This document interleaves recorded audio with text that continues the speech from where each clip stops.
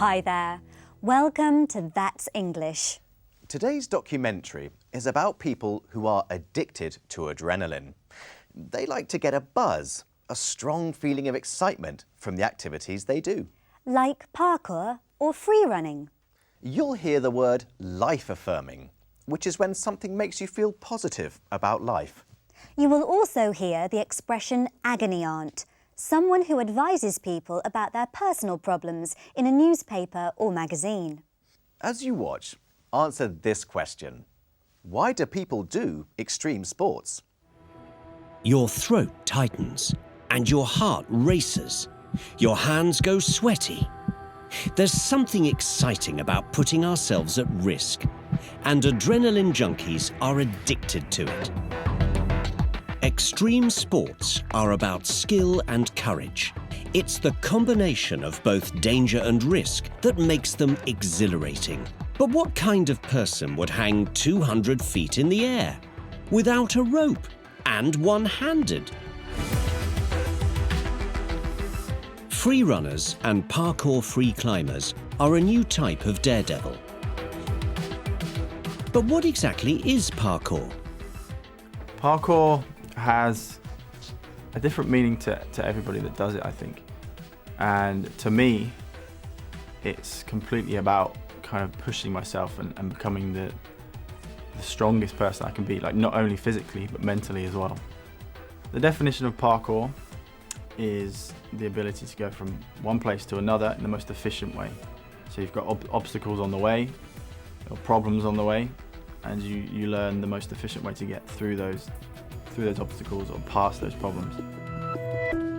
It developed from military training, and free runners use street furniture and other structures to do amazing acrobatic stunts.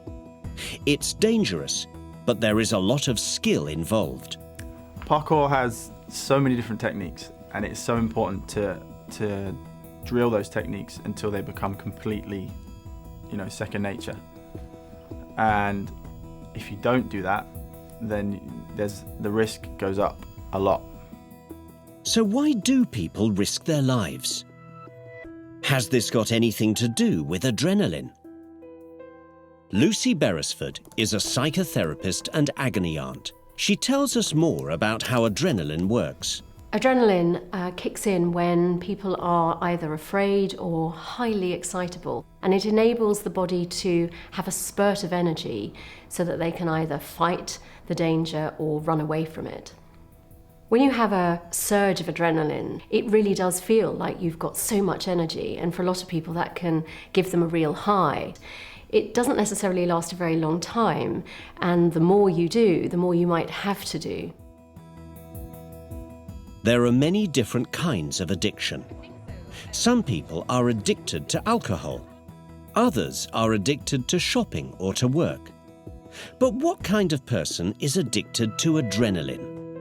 The fascinating thing about exploring people who do very extreme sports is that there isn't any one real reason why they all do it. But in general, it can be a life-affirming experience, or it could be that they really do get a great buzz out of doing something risky or something very dangerous. The only buzzes I get are when I'm really pushing myself and I'm actually really stepping out of my comfort zone. Then there's a bit of a buzz, but I don't do it for the buzz. As a small child, I was very hyper, but also very I kept myself to myself. I wasn't very social, wasn't extremely social. I hated school. I really didn't like school. I didn't think that there was anything, I didn't think it had anything to offer me that I enjoyed. So yeah, I randomly saw an advert on TV that showed this guy jumping rooftops, and it was just the most insane thing I'd ever seen. I believe that for a lot of the people who do extreme sports and set themselves extreme challenges, it is partly the mental strength or the challenge of retaining and honing a mental strength, which is part of the attraction. You have to be enormously focused because, of course, very often your life might be completely in danger, and that really concentrates the mind. Everything in your normal life disappears, and you just get this huge sense of freedom. Just the ability to kind of do what you want and go where you want. There's nothing else like it. it feels a bit like what it would be like to be a superhero.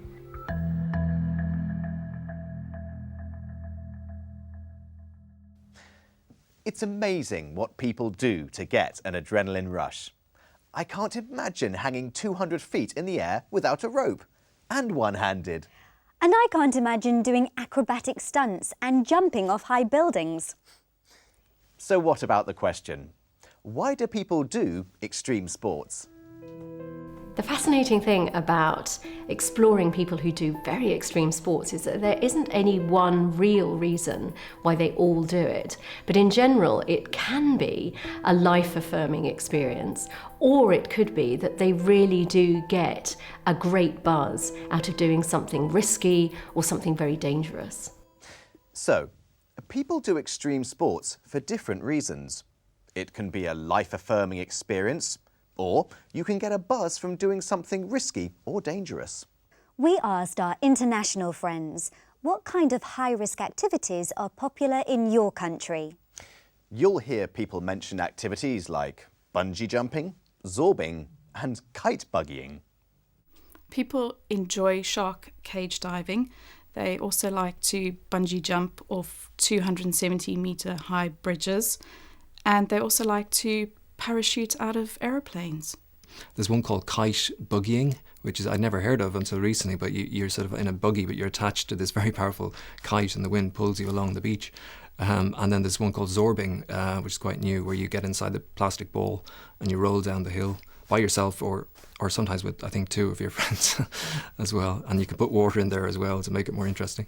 In Canada, some of the high-risk activities is mountain climbing, extreme skiing down the beautiful mountains, and also camping can be a little extreme with all the bears around. One of the high-risk activities that a lot of young people do in Jamaica is simply driving. They drive like they're mad. High-risk activities in terms of sports, I'd say motor racing is very popular, whether it's racing in cars or motorbikes, rock climbing, parachuting, bungee jumping. Lots of people I know have done these sorts of activities, so I think we're all quite adrenaline fueled. High-risk activities in Scotland. Well, it's quite an outdoorsy kind of country, so there's a lot of people do a lot of like mountaineering and biking and climbing up rocks. I haven't, but there's a lot of Scottish people are quite brave and they'll do a lot of crazy stuff. Imagine doing shark cage diving with a shark only inches away. And would you get inside a plastic ball with 2 of your friends and roll down a hill? Some people are just crazy. Now it's time to watch That's Britain. Today, Alex visits Nottingham, a city in the East Midlands.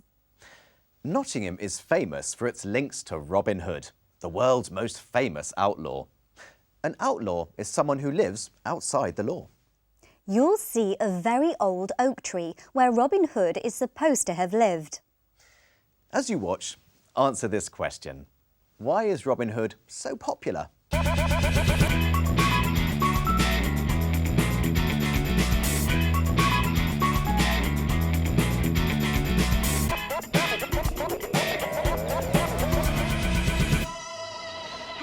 Welcome to Nottingham. I'm here in the Old Market Square in the heart of the city.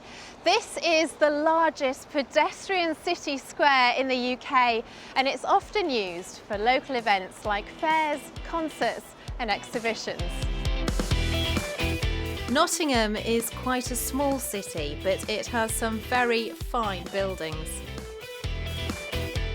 This is the Council House. It's an impressive building in neo-Baroque style. Now, the famous bell in the dome marks the hour and is called Little John. It's got the deepest tone in the country, and they say it can be heard 7 miles away. But the real reason for my visit to Nottingham is to find out about the city's famous, legendary folk hero. Yes, I'm talking about this courageous man who risked his life time and time again to help others, Robin Hood. And nobody knows more about him than Nottingham's Robin Hood expert, Aid. Aid, what can you tell us about the relationship between Robin Hood and Nottingham? Well, Nottingham is very lucky because there aren't many cities in the world which have such a famous character as Robin Hood on the world stage. And why does everybody love the figure of Robin Hood? Well, Robin Hood is a champion of the human ideals of hope, charity, justice, freedom, and this is why everyone loves Robin Hood. Now, Ed, I've got to ask, did Robin Hood really exist, or is he just a legend? The fact of the matter is, there wasn't one Robin Hood, there was many Robin Hoods, and he's evolved over time to become this symbol of hope in the people's imagination. Now, Aid, I know Nottingham has a very old inn, which is a kind of pub, and like several others, it claims to be the oldest in England. So shall we go and have a drink there? Hurrah!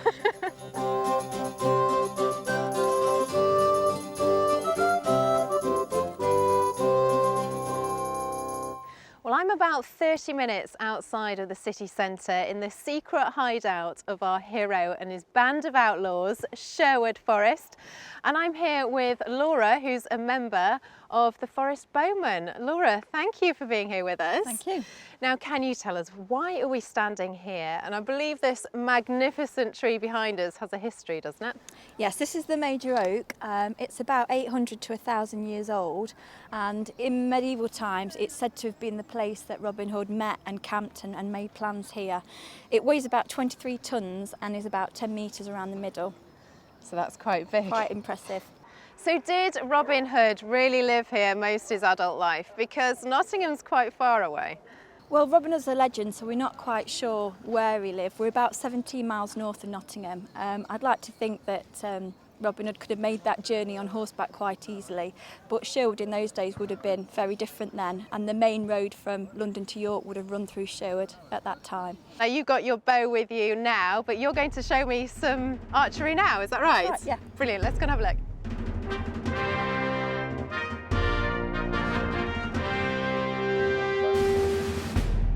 Now you want one finger above the arrow, two fingers just below.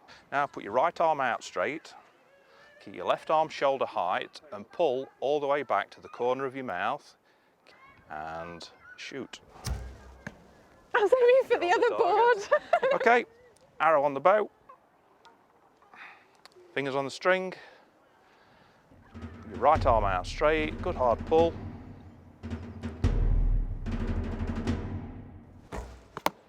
Bullseye! Yes! Well done. Oh, wow. Well, that's all we've got time for here in Nottingham. Join me next time when I'm back in the Lake District. Bye for now. Well, archery looks quite easy. Yes, Alex is pretty good with a bow and arrow. What about the question? Why is Robin Hood so popular? Well, Robin Hood is a champion of the human ideals of hope, charity, justice, freedom. So Robin Hood represents hope, charity, justice and freedom. He's a hero who risked his life to help the poor. And that's why the Robin Hood legend has been popular for centuries. Well, that's all we've got time for. We hope you enjoyed the programme. Bye for now. Bye-bye.